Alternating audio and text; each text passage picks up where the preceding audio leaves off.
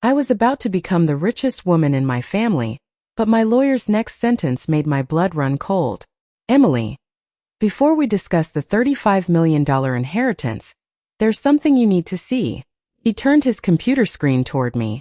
According to the official court records, I had been divorced for almost 4 months.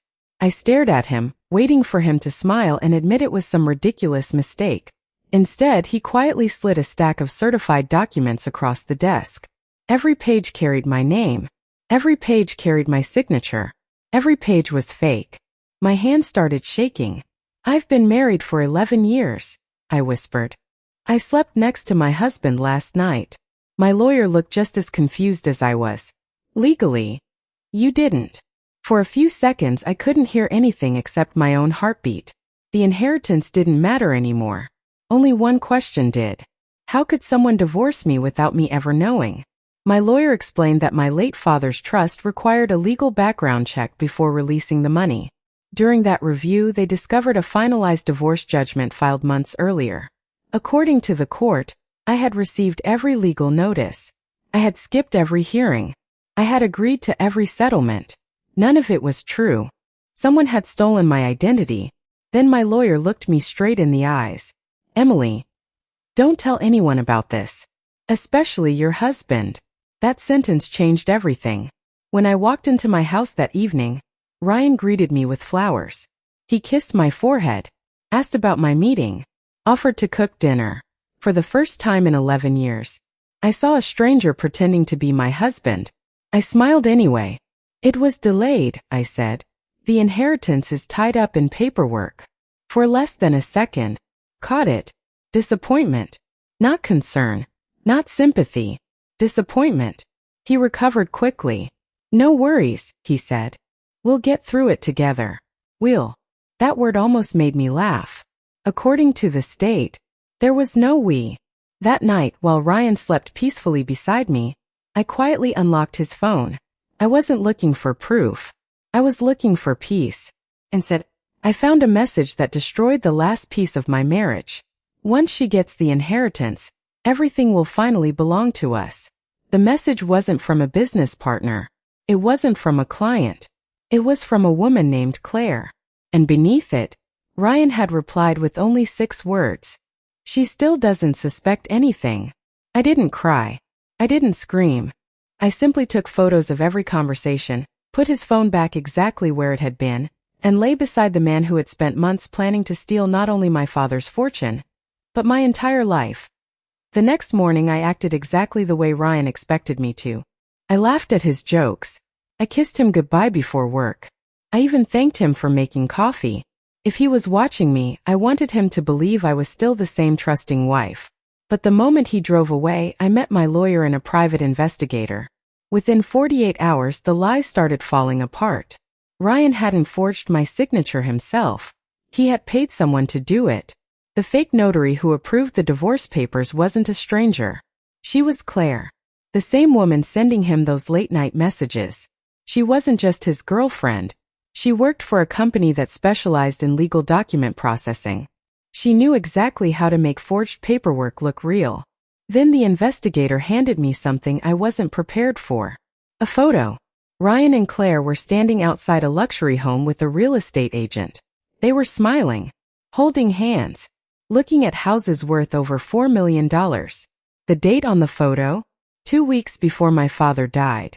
Ryan had already been planning a future without me, before he even knew how much I would inherit. I felt sick. For 11 years I had defended that man. I had supported him when his business failed, worked extra shifts to help pay our bills, sold jewelry my grandmother left me so we wouldn't lose our first house. And while I was sacrificing everything, he was planning another life. My lawyer placed another folder on the table. This is where it gets worse. Ryan had taken out nearly $900,000 in loans over the past year. Every application claimed he would soon receive access to his wife's inheritance. He had promised investors, lenders, and business partners that a fortune was coming. A fortune that wasn't his. If the inheritance had been released before the fraud was discovered, he would have disappeared with millions. That's when I stopped feeling heartbroken. I started thinking strategically. Can we let him believe he's winning? I asked. My lawyer smiled for the first time. I was hoping you'd say that. Over the next 2 weeks, I became the best actress of my life. I casually mentioned that the estate lawyers were almost finished. Ryan became more affectionate overnight. Flowers appeared every Friday. He started cooking dinner. He even suggested we take a second honeymoon after the money arrived. Every fake smile made me hate him a little more.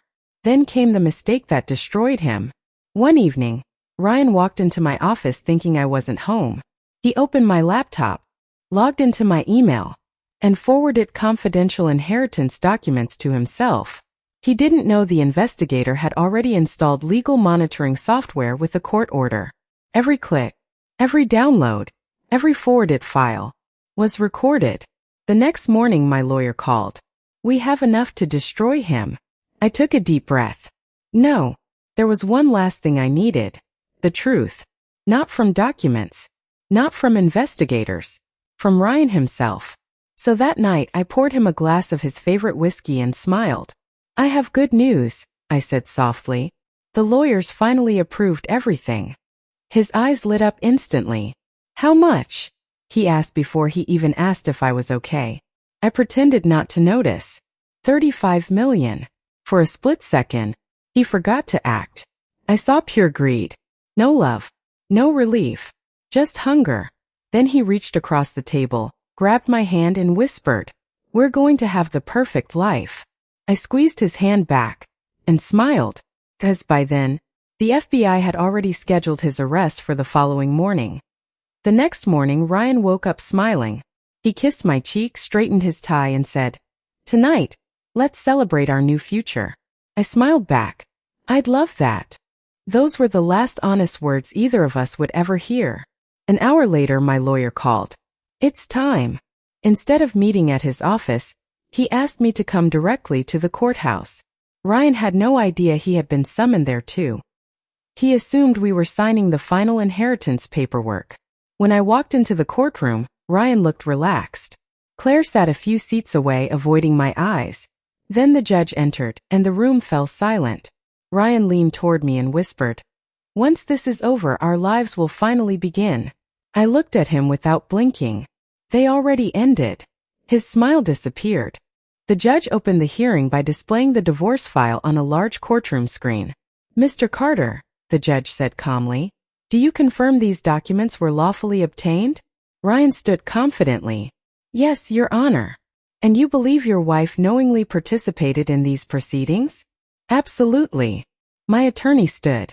"Your Honor, the petitioner has just committed perjury." The courtroom became silent. My lawyer submitted the first piece of evidence. Security footage from the notary office. The woman signing my name wasn't me. It was Claire. Then came the fingerprint analysis. Every fingerprint on the divorce papers belonged to Claire and Ryan. Not me.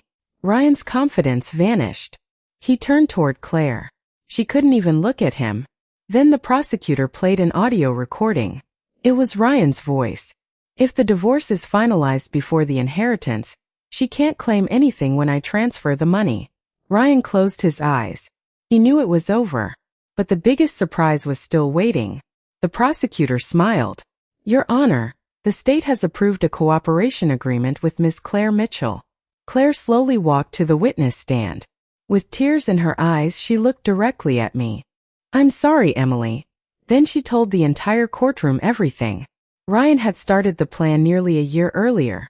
He convinced Claire that once he controlled the inheritance, they would leave the country together. He forged documents, redirected my mail, opened accounts using my identity, even practiced copying my signature for months.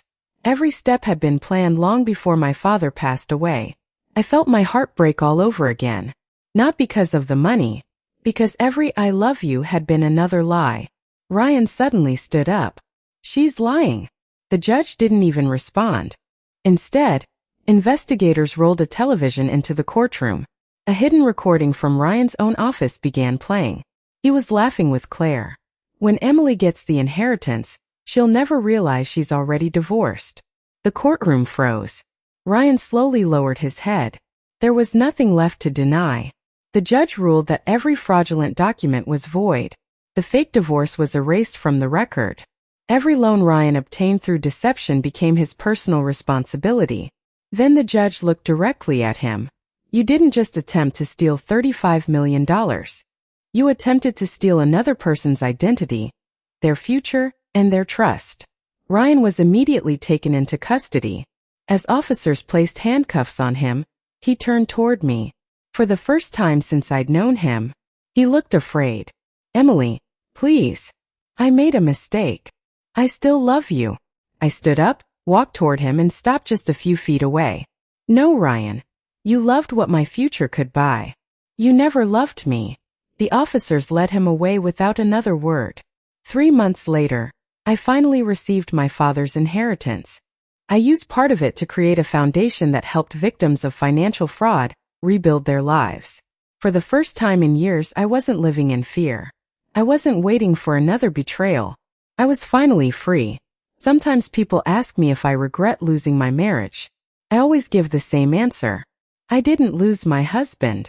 I lost the man pretending to be one. And that was the greatest fortune I ever received.